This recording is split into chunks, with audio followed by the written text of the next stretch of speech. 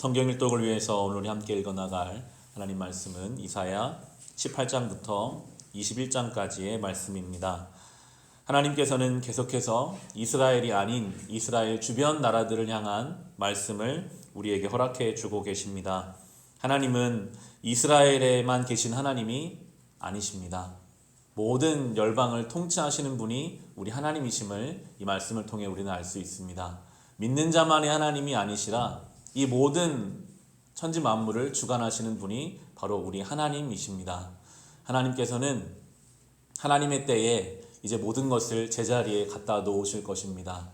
지금은 있어야 할 것들이 있어야 할 자리 있지 않은 이 시대가 혼란스럽고 질서가 어지럽혀지고 있지만 하나님의 때에 하나님께서 반드시 모든 것을 원래대로 놓으실 것을 이 말씀들을 통해서 우리에게 가르쳐주고 계십니다. 18장은 에티오피아를 향한 말씀, 19장은 이집트를 향한 주님의 말씀이 담겨져 있습니다. 18장 4절에 상반부를 보시면 주님께서 나에게 이렇게 말씀하신다. 내가 나의 처소에서 조용히 내려다 보겠다. 하나님이 오늘도 주님의 처소에서 이 땅을, 우리의 삶을, 이 나라의 민족을 내려다보고 계십니다. 우리 생각에는 하나님이 일하고 계신가? 하나님이 어디 계신가? 왜 이 시대는 이 땅은 이런가? 라고 생각할지 모르나 하나님은 오늘도 이 땅을 조용히 내려다보시며 하나님의 일을 행하십니다. 이 에티오피아가 한때는 흥왕한 나라였으나 하나님 앞에 범죄하여 그 땅을 망하게 하시는 하나님, 조용히 그 땅을 내려다보시며 주님의 일을 주님의 방법으로 행하고 계십니다. 이어지는 19장에 나오는 이집트도 마찬가지입니다. 19장에 우리 1절과 2절 말씀 같이 읽어보겠습니다. 이것은 이집트를 두고 하신 엄한 경고의 말씀이다. 주님께서 빠른 구름을 타고 이집트로 가실 것이니 이집트의 우상들이 그 앞에서 떨고 이집트 사람의 간담이 녹을 것이다. 내가 이집트 사람을 부추겨서 서로 맞서 싸우게 하겠다. 형제와 형제가, 이웃과 이웃이, 성읍과 성읍이, 왕권과 왕권이 서로 싸우게 하겠다. 이집트는 나일강을 끼고 아주 부유하게 살아갈 수 있는 환경을 허락받은 나라였습니다. 우리는 애굽으로 더 익숙하죠. 이 이집트가 가지고 있는 그것은 사실 하나님이 다 주신 것인데 너무나 부유하고 그 문명이 발달했기 때문에 하나님 앞에 교만한 나라였습니다. 그래서 하나님이 이렇게 치시면 그들은 하나님께 의지하는 게 아니라 자기 방법을 강구했거든요. 3절에 보시면 그렇게 나옵니다. 그래서 이집트 사람들의 길을 죽여 놓겠다. 내가 그들의 계획을 무산시켜 버리면 그들은 우상과 마술사와 신접한 자와 무당을 찾아가 물을 것이다. 얼마나 그들의 기가 강했는지 하나님이 그들의 길을 꺾어 놓으시려고 하시고 그들은 그들의 계획이 있었어요. 하나님의 뜻이 그들에게 중요하지 않고요. 그들의 계획이 있었는데 하나님이 그들의 계획을 무산시켜버리겠다라고 하시고요. 그러면 하나님께 엎드려야 하는데 자신들의 방법이 있어요. 우상을 찾거나 마술사나 신접한 자나 무당을 찾아가 자신의 방법으로 그 일을 해결하려고 하지만 아무 일도 되지 않게 하십니다. 이렇게 그들의 교만을 다 꺾으시고 나서 하나님은 이집트를 주님 앞에 돌아올 계획을 하고 계시는데요. 한 장을 넘기셔서 21절 22절 우리 같이 한번 읽어보겠습니다. 주님께서는 이렇게 자신을 이집트 사람에게 알리실 것이며 그날로 이집트 사람은 주님을 올바로 알고 희생제물과 번제를 드려서 주님께 예배하고 또 주님께 서원하고 그대로 실천할 것이다. 주님께서 이집트를 치시겠으나 치시고 나서는 곧바로 어루만져 낫게 하실 것이므로 그들이 주님께로 돌아오고 주님께서는 그들의 간구를 들으시고 그들을 고쳐주실 것이다. 아멘.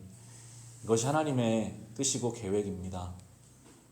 우리의 삶에도 이집트와 같은 부분들이 있습니다. 자신 있는 부분. 이거면 내가 하나님 없어도 내 힘으로 내 능력으로 할 수 있다. 하나님이 그것을 꺾으세요. 꺾어져야 하나님 계획하시는 온전한 회복의 자리로 나올 수 있습니다. 날마다 우리는 이 예배의 자리에서 하나님 앞에 물어야 합니다. 하나님, 여전히 내 안에 딱딱한 이집트 같은 교만함은 없습니까?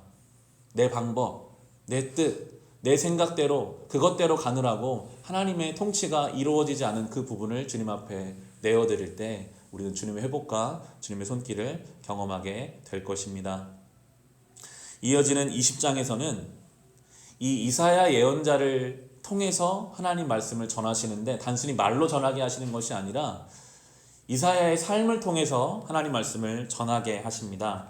20장 2절과 3절의 말씀 같이 읽어보겠습니다.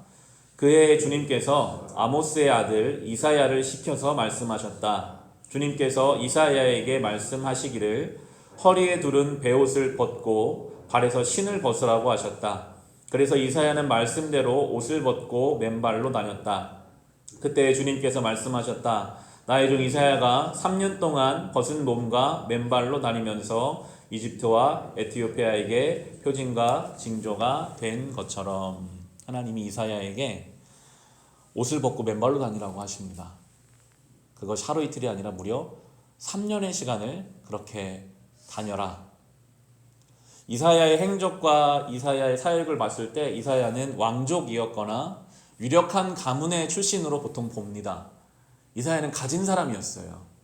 높은 신분에 있는 사람이었습니다. 그런데 하나님이 말씀하시기를 다 옷을 벗고 그렇게 다녀라. 3년 동안 다녔기 때문에 모든 사람이 다 봤을 겁니다. 저 사람 잘 나가는 집안의 사람인데 왜 하나님이라는 분을 만나서 저렇게 되었을까? 그런데 결국은 그 삶을 통해서 이스라엘이 그렇게 의지하려고 했던 에티오피아와 이집트가 저렇게 될 것이다라는 것을 이제 증거하는 그런 증거의 도구가 됩니다. 3년의 시간, 그 고통의 시간, 우린 예수님의 공생애를 같이 떠올릴 수 있습니다. 하나님의 아들이신 예수 그리스도가 이 땅에 내려오셔서 3년 동안 사신 공생애는 마치 이사야가 벌거벗고 다닌 것처럼 어쩌면 그것보다 더 치욕스럽고 고통스러운 시간이셨을 겁니다. 하나님의 아들이신데 능력을 행하시는데 사람들은 믿지 않고 예수님이 그렇게 사랑을 쏟아부었던 12제자는 한 명은 자신을 배신하고 나머지 11명은 자신을 다 놓고 도망가는 일들을 3년 동안 예수님은 경험하셨습니다. 네, 여러분 이사야와 예수 그리스도께서 그렇게 보내는 그 3년의 시간이 우리가 생각하는 것처럼 고통스럽고 치욕스럽고 불만의 시간만 되었을까요? 정말 그랬다면 하나님은 그 시간을 보내지 않게 하셨을 겁니다. 아마 밤마다 때마다 하나님이 이사야를 그리고 예수 그리스도의 마음에 힘을 넣어주셨을 겁니다. 이것이 고통스럽고 수치스러워 보이지만 이것을 통해 하나님의 뜻이 이 땅에 증거되는 것, 나타나는 것, 이것이 얼마나 영광스러운 일이고 얼마나 의미 있는 일이고 이걸 통해 하나님의 계획이 있음을 날마다 그 심령 가운데 부어주심으로 이 길을 걷게 하셨을 것입니다. 이 시대 성도가 할 일이 그것입니다. 우리를 통해 우리 삶을 통해 주님의 말씀이 이 땅에 증거되게 하기를 원하십니다. 물론 우리에게 이사야처럼 옷을 벗고 다니라는 말씀은 하지 않으시겠죠. 우리에게 주시는 말씀은 이미 우리가 허락되어 있습니다. 우리 요한복음 13장 33절 34절을 보는 것으로 오늘 말씀을 마치겠는데요. 우리 신약성경 164페이지 보시면 요한복음 13장 34절 35절에 이사야에게 옷을 벗고 다니라고 하셨던 것처럼 예수 그리스도에게 십자가의 삶을 허락하신 것처럼 우리에게 주신 이미 하나님의 계획이 있습니다. 요한복음 13장 34절 35절 말씀, 신약 164페이지 말씀 우리 같이 읽어보겠습니다.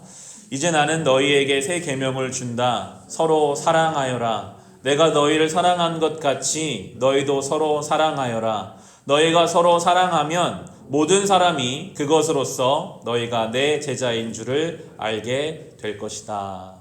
아멘. 우리의 삶으로 주님이 우리를 사랑하신 것처럼 그렇게 사랑하면 그걸 통해 우리가 주님의 제자인 것을 알게 될 것이다. 하나님의 뜻이 그렇게 우리의 사랑하는 삶을 통해 드러나게 하실 것이라고 이미 우리에게 말씀해 주셨습니다. 그러나 여러분 우리가 사랑하려고 하면 때로는 이사야가 옷을 벗고 다닐 때 느꼈던 그 수치심을 우리가 느낄 수도 있습니다. 내가 이렇게 사랑하려고 했는데 나를 사랑해주지 않는 사람들을 우리 사랑해야 하거든요. 우리가 사랑하려고 하면 때로 답답함을 느낄 때가 있습니다. 내가 이렇게까지 하려고 하는데 따라오지 않는 아무런 변화가 없는 것 같은 그런 곳에 우리를 보내시기도 합니다. 그러나 우리가 정말 주님 말씀에 순종하여 사랑하려고 할 때 사랑할 수 있는 힘을 우리에게 주실 것이고 그때마다 우리를 위로해 주실 것이고 우리의 삶을 통해 하나님의 놀라운 능력과 영광이 이 땅에 증거되는 것을 우리로 경험하게 하실 것입니다. 이 영광스러운 성도의 삶을 다시 주님 앞에 마음을 바로잡아서 이 하루 동안 살아낼 수 있으시기를 주님의 이름으로 축원합니다.